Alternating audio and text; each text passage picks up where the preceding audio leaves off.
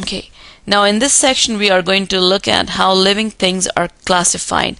Because earlier we saw that life is so diverse, it will be very difficult to study all organisms unless we have some pattern of classification.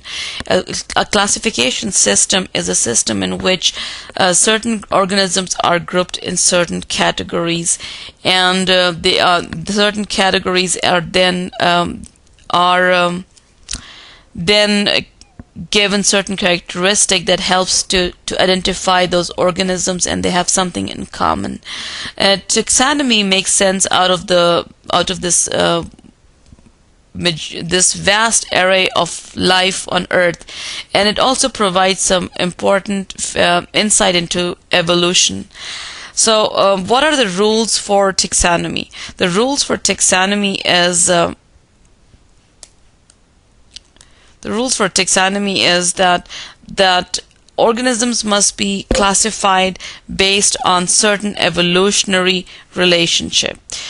And they are always classified from least inclusive to the most inclusive, which means species is the least inclusive, and genus, species, genus, family, order, class, phylum, kingdom, and domain. So domain is going to be at a higher level.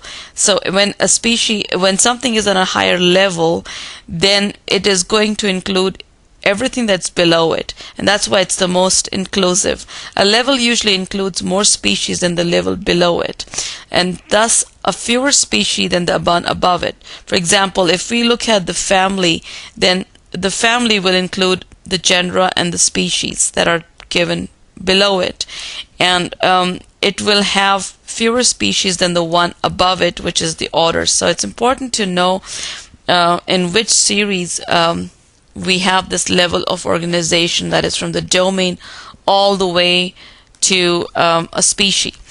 A domain is actually the newest concept that we have in this classification system. There are three main domains. There is the domain called as, which we will actually, I'll have an image later on about.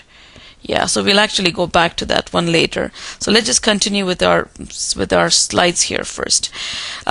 This is the same classification system from the different levels, from domain, kingdom, phylum, class, order, family, genus, and species. For example, we humans are called as Homo sapiens. That is the species name.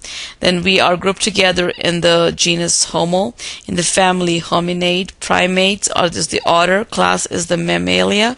Chordate, because we all have a vertebral column, animals, and the domain is eukarya. So this is the level of organization within each taxonomic level. So now let's look at the three domains. The three domains are bacteria, archaea, and eukarya. Now the first two they comprise of organisms that are usually unicellular, which means that they are going to be one cell organism. Both of them are very small and they're microscopic. However, the archaea is most primitive, because when conditions after the Big Bang were very harsh climate, very high temperatures, very high salt concentrations, very different oxygen level. Actually, it was not even existent at that time. So the archaea are those organisms that evolved, are the precursors. They evolved at that time. However, later on, bacteria, which is the present-day bacteria, evolved from these archaea. Both archaea and bacteria are still being studied now, so there's not much known about the kingdom. The eukarya is the one that you have names of many familiar organisms, and we will see some examples of the eukarya. So here are examples again. Remember, bacteria are unicellular, yes, and so are archaea. Eukaryotes are mainly multicellular, but yes, some can be unicellular, for example, amoeba or paramecium and so forth. And then later on you can see the membrane lipids are present in all three, but they are of different kinds. The cell wall, which is present in bacteria, is different than the ones in the plant kingdom, but it does have cell wall. Archaea have cell wall, but it is made up of some other chemical, and some plants do, as we know, and not the animals. A nuclear envelope, which is the most important feature, is absent in both of these. Very important to remember, and it's present in the eukaryote. Now, I will go to this later on too, the difference between prokaryotes and eukaryotes. But let me just draw you two cells. If we look at a eukaryotic cell, then under a microscope in a eukaryotic cell, you will always find a nucleus. And besides the nucleus, you can always find other structures that will show a membrane-bound pattern. However, when you look at a prokaryote, you don't see any of this as refined structures. Most things will be just floating in the enclosed cell, and those are the prokaryotes. This is my eukaryote. Some of the other examples we will do later, so I'm going to skip it right now. So let's go on to the next slide. Now, within each domain, the domains are then divided into various kingdoms. For example, I'm going to begin with the kingdom of eukaryotes, which you're familiar with. Eukaryotes are divided into mainly four major kingdoms. We have the protist, which are your unicellular organisms, for example, the amoeba and euglena and so forth. Then we have the kingdom fungi, which are the molds and the mushrooms that you can see in the images. Then we have the plant kingdom, and we have the animal kingdom. So these are the four major kingdoms, and they have something in common. Protists usually will ingest food. Plants will usually manufacture their own food. Fungi will usually absorb food, and animals we always depend to our food supply. So that's just one common feature that can relate to the four kingdoms. Now, the archaea, which are the most primitive, the kingdoms are still being worked out, and so it's being worked out in the bacterial domain also. But bacteria are also of different shapes and different sizes. You can see some over here that look like beads.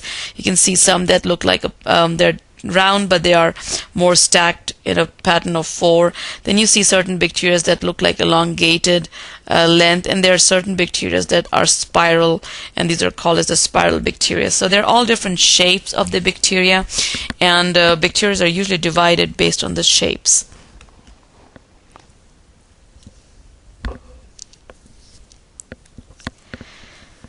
Now let's look at the term of the scientific names.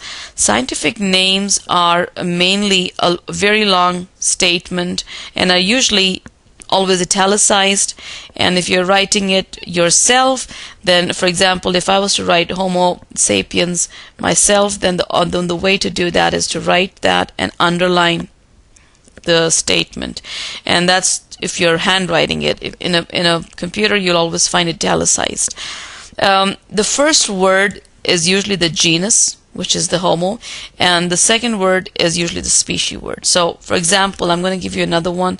I'm going to write this word first.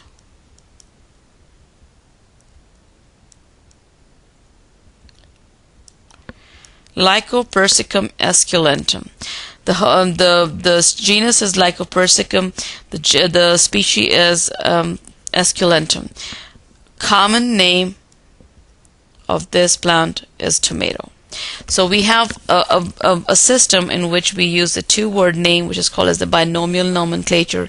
It's mainly Latin based, and it's very universal to in all different aspects to use this scientific names.